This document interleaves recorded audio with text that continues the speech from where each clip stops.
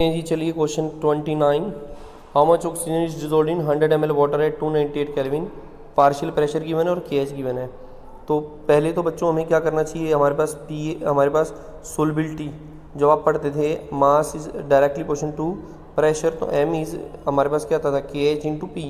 अब यहाँ क्योंकि मोल पर लीटर है तो हम इसको क्या, मास की जगह हम क्या लिख सकते हैं, सोलबिलिटी भी लिख सकते हैं, सोलबिलिटी कि कितना मोल पर लीटर कितना जा रहा है। तो हमारे पास KH इंटू P से हमारे पास क्या आ जाएगा जी, पर लीटर की वैल्यू ऑब्टेन हो जाएगी। तो KH और P को मल्टीप्लाई करोगे तो 14 है, 5 से मल्टीप्लाई करोगे और 14 को मल्टीप्लाई करोगे तो हमारे पास जो सोलबिलिटी की KH इंटू P की जो बच्चों वैल्यू ऑब्टेन हो जाएगी दैट इज 0.7 इंटू 10⁻³ तो सोलबिलिटी आ गई पर लीटर। दिस इज मोल पर litre, remember this is mole पर लीटर।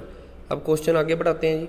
उन्होंने हमें कहा है कि आपने 100 ml में बतानी है, तो हमारे पास जो आपकी मास जो रिक्वायर्ड ऑक्सीजन का वो 100 ml बताना है। 1000 ml में हमारे पास कितनी वैल्यू आ रही है बच्चों, 0.7 इंटू 10⁻³ मोल पर लीटर, 0.7 इंटू 10⁻³ मोल पर लीटर। तो 1 में कितना होगा बच्चों, हमारे पास 0.7 इंटू 10⁻³ अपॉन में कितना आ जाएगा भाई, 1000 आ जाएगा। और हमारे पास हमने किस में निकालना है जी, 100 ml में निकालना है। तो 100 ml में निकाल लेंगे तो हम इसको क्या कर देंगे, मल्टीप्लाई कर देंगे जी, 100 से मल्टीप्लाई कर देंगे। 100 ml में निकालना है तो 100 से क्या कर देंगे, जिसको मल्टीप्लाई कर देंगे। 1000 में हमारे पास इतना हो गया, 1 में इतना और 100 में इतना, जो हमें क्वेश्चन में पूछ रखा था बच्चों। तो हमारे पास क्या आंसर बन जाएगा जी, 0.7 इंटू 10⁻⁴, 0.7 इंटू 10⁻⁴। ये हमारे पास बच्चों नंबर ऑफ मोल्स आए हैं। अब मास ऑफ ऑक्सीजन निकालना है तो इसको किससे मल्टीप्लाई कर देंगे, 32 ग्राम से मल्टीप्लाई कर देंगे। And what we will get, हमें क्या मिलेगा भाई, 22.4 इंटू 10⁻⁴ ग्राम। और इसको मिलीग्राम में कन्वर्ट करना चाहते हैं तो मिलीग्राम में कन्वर्ट कर सकते हैं और हमें क्या मिल जाएगा, 2.24 milligram, 2.24 milligram. So which one is the right answer, D is the right answer. हमारे पास D is the right answer, 2.24 milligram.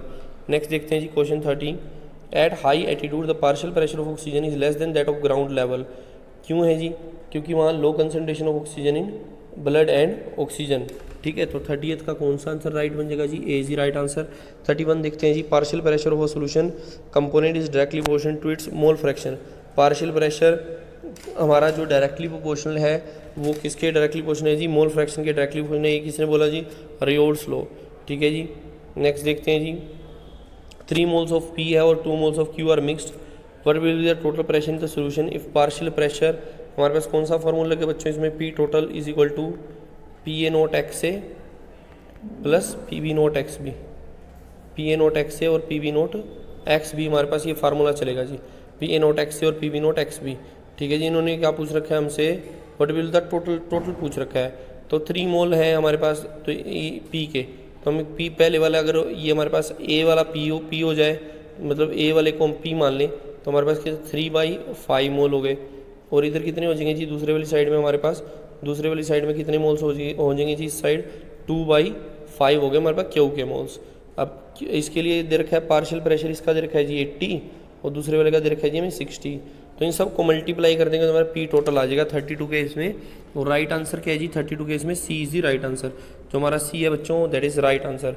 33 के केस में हमारे पास X Y Z हमें बताने in the above graphs are. तो X क्या है बच्चों, P1 प्लस P2 होना चाहिए, तो हमारे पास क्या है, A या B में से कुछ करेक्ट हो सकता है। उसके बाद Y क्या है बच्चों, Y हम देखें तो Y तो 0 होना चाहिए, Y 0 है क्योंकि यहाँ से यहाँ बढ़ रहा है। और Z कितना होना चाहिए, 1, तो B is the right answer. 33 का B is the right answer. Next देखते हैं बच्चों 34। Among the following substances the lowest vapour pressure is exerted by. Lowest vapour pressure कौन एक्सर्ट करेगा बच्चों, मरकरी। ठीक है जी, नेक्स्ट है जी। इन 3 beakers labelled A B C 100 ml of water, 1 molar glucose solution है और 0.5 मोलर ग्लूकोज सोल्यूशन है। ठीक है जी, हमें ये बताना है इनमें कौन सी स्टेटमेंट करेक्ट है। Vapour pressure in all 3 beaker is same, गलत हो जाएगा जी। Vapour pressure B is highest. तो देखो बच्चों, जिसमें नॉन वोलेटाइल सॉल्यूट ज़्यादा होगा उसका वेपर प्रेशर उतना ही कम होगा। तो सबसे ज़्यादा किसका होगा, वाटर का।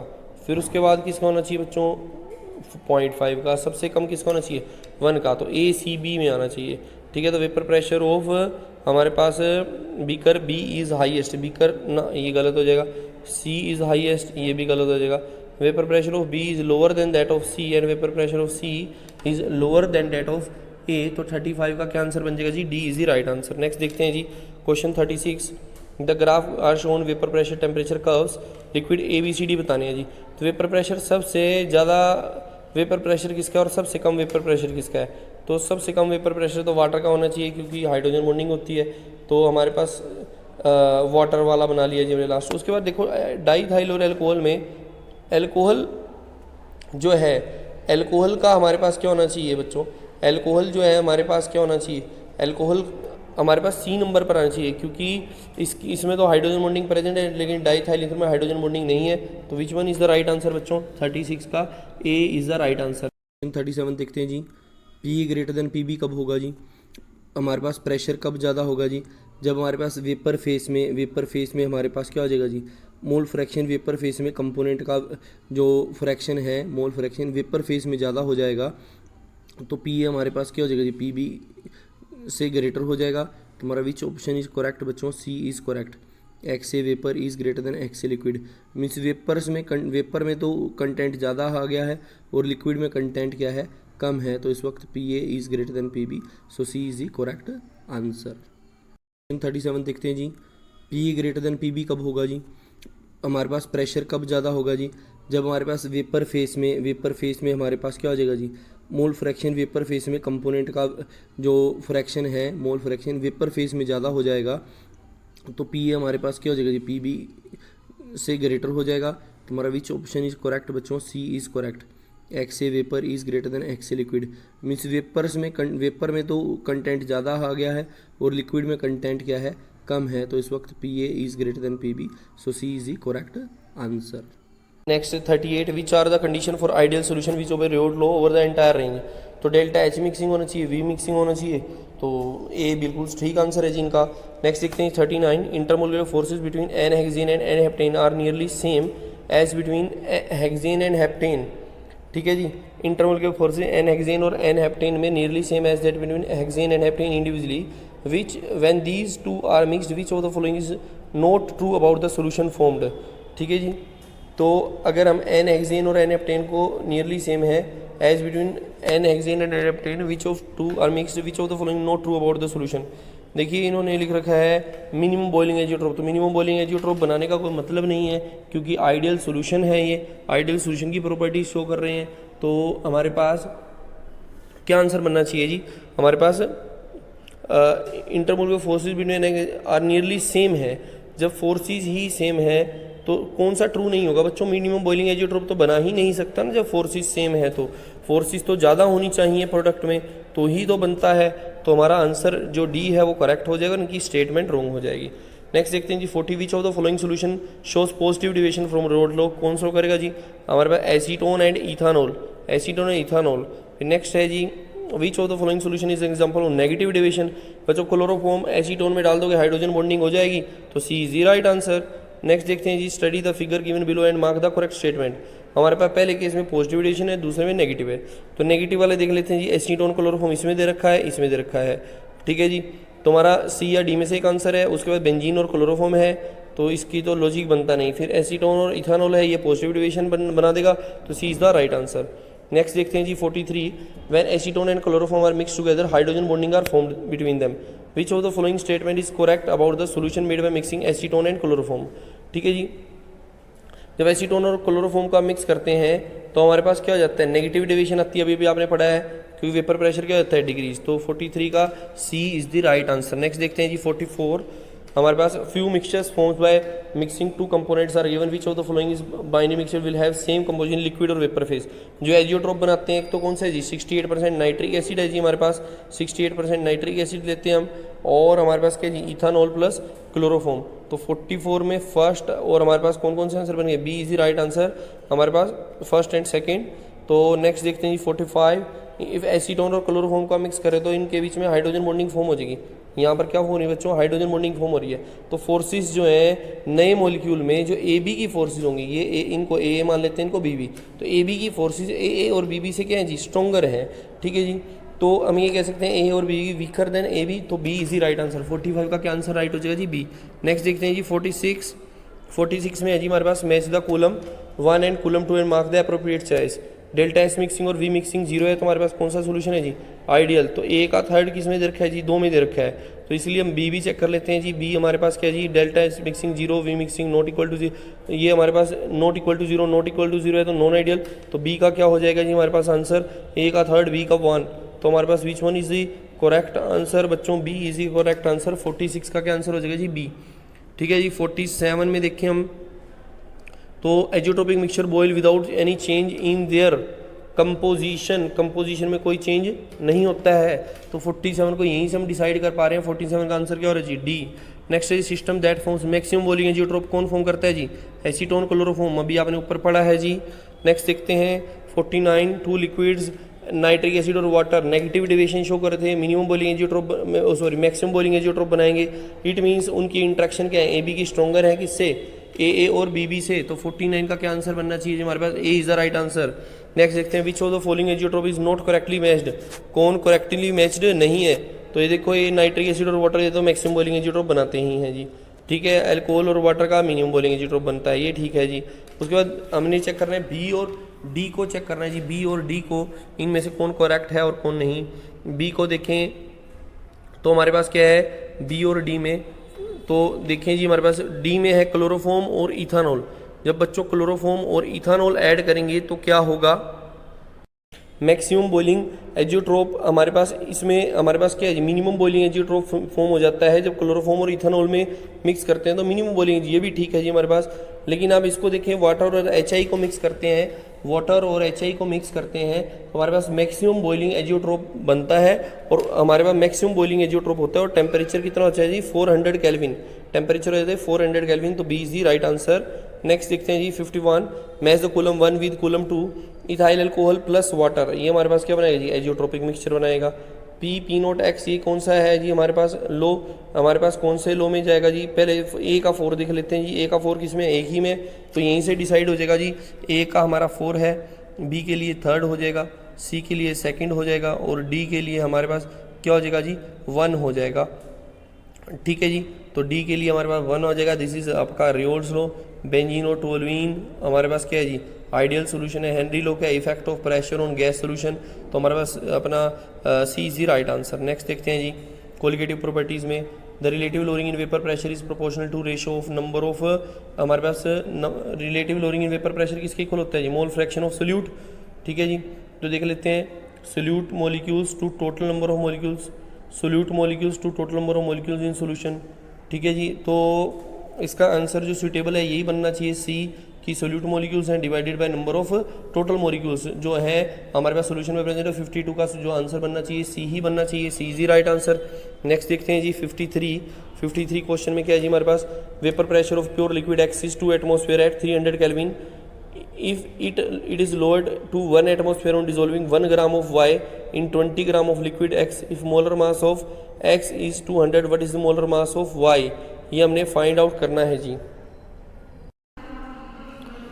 हमें इसमें मोलर मास फाइंड आउट करना है जी, किसका मोलर मास फाइंड आउट करना है जी, सोल्यूट का मोलर मास फाइंड आउट करना है। हमारा फार्मूला क्या है जी, P naught minus P S upon P S N B by N A, numerical के लिए हम इस फार्मूले को यूज़ कर सकते हैं जी relative lowering in vapour pressure में। तो ओरिजिनल प्रेशर 2 था, सोल्यूशन का pressure 1 divided by P S 1 हो गया जी। हमें मोलर मास फाइंड आउट करना है सोल्यूट का, और ये सोलवेंट कितना है जी 20 ग्राम है, मोलर मास का 200 है, तो यहाँ से मोलर मास ऑफ सोल्यूट जो है बच्चों फाइंड आउट कर लेंगे ईजिली। तो हमारे पास क्वेश्चन नंबर 53 का जो हमारे पास राइट आंसर है क्या है जी, ए। 53 का राइट आंसर ए बन जाएगा जी। नेक्स्ट देखते हैं जी 54, N aqua solution of 2% non volatile solution exerts a vapour pressure of 0.004 bar at the normal boiling point of solvent, what is the molecular mass of solute. तो बच्चों आप देखो हमारे पास atmospheric pressure में जो प्रेशर रहता है कितना है जी, 1.013 बार है जी, और ये पी नोट हो गया। पी एस कितना करेंगे जी 1.004 bar divided by P S 1.004 bar is equal to हमारे पास क्या 2% नॉन वोलेटाइल सोल्यूट है 2 डिवाइडेड बाई एम, और सोलवेंट कितना है जी 98 100, तो मोलल हमारे पास परसेंट है तो परसेंट में 100 ग्राम होता है, तो 2 ग्राम तो हमारे पास सोल्यूट है जी, 98 ग्राम सोलवेंट, तो 8 वाटर सोलवेंट है, तो नंबर ऑफ मोल्स निकालने के लिए 18 से डिवाइड कर देंगे, और यहाँ से हमारे पास मोलर मास किसका निकल जाएगा जी, सोल्यूट का निकल जाएगा मोलर मास, और 54 का जो राइट आंसर ऑब्टेन होगा जी B is the right answer. Next देखते हैं जी 55, in the graph plotted between vapor pressure and temperature P Q is the curve for solvent, X Y is the curve for solution, delta T is the depression in freezing point. ठीक है जी, तो इसमें हमने बताना है P Q हमारे पास curve है सोलवेंट का, राइट, एक्स वाई सोल्यूशन का है, और डेल्टा टी क्या है, डिप्रेशन इन फ्रीजिंग पॉइंट, नहीं जी ये तो एलिवेशन इन बॉइलिंग पॉइंट के लिए है ना जी। तो हमारे पास P Q is the curve for solution, ये भी गलत हो जाएगा जी।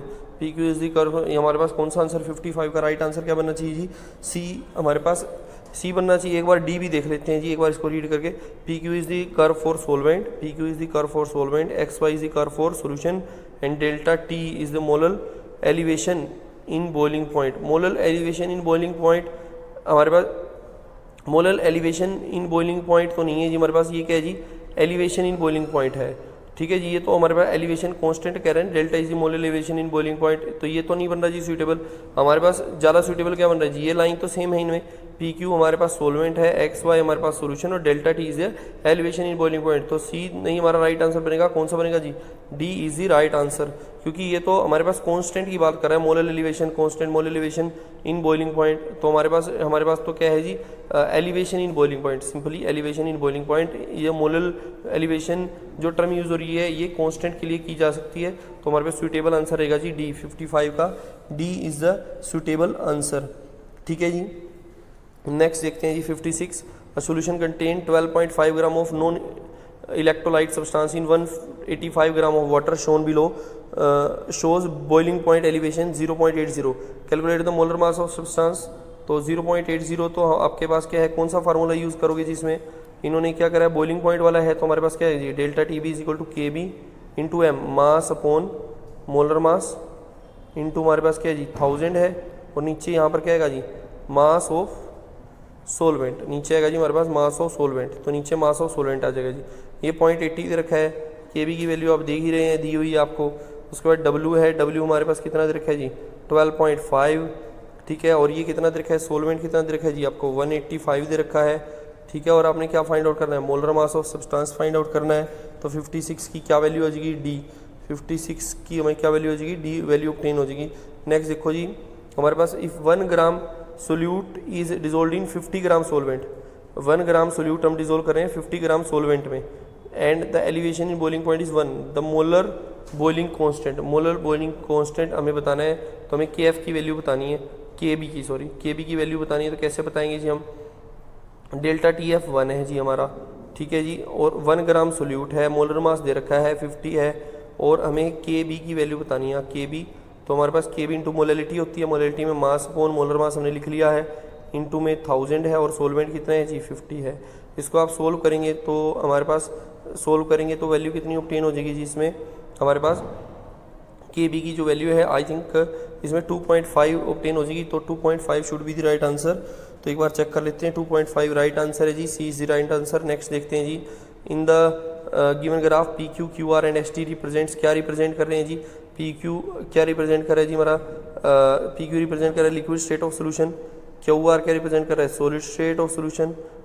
लेकिन हमारे पास पी क्यू और क्यू आर ऊपर तो बच्चों हमारे पास क्या चलते हैं, सोलवेंट चलते हैं, इन्होंने ये टर्म गलत हो जाएगी इसलिए, तो ये सोलवेंट बोला ठीक है, ये भी सोलवेंट बोला ठीक है, एस टी हमारे पास सोल्यूशन है, तो B is the right answer, 58 का B is the right answer. देखते हैं next 59, 2 gram of sugar solution is added to 1 litre of water to give sugar solution, what is the effect of addition of sugar on boiling point and freezing point.